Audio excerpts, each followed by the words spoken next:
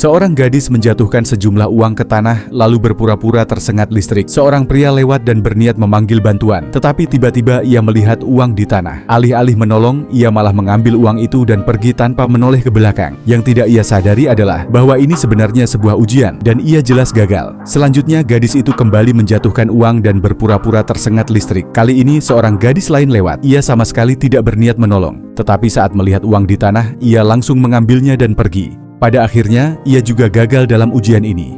Tak lama kemudian, gadis itu memulai tes lagi. Kali ini seorang pria bernama Diego lewat.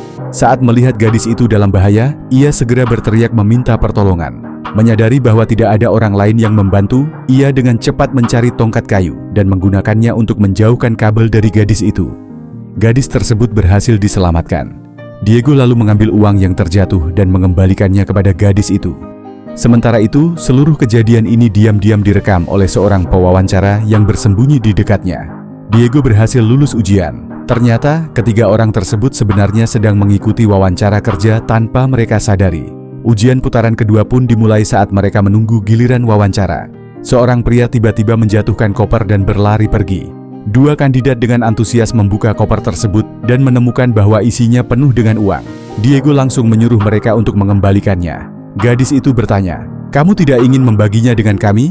Diego menjawab, "Ini bukan milikku. Aku tidak menginginkannya." Dua kandidat lainnya pun memutuskan untuk membagi uang itu di antara mereka. Tak lama kemudian, pewawancara muncul dan memanggil asistennya, lalu mengumumkan bahwa wawancara telah berakhir. Saat itu mereka baru menyadari bahwa asisten tersebut adalah gadis yang sebelumnya berpura-pura tersengat listrik.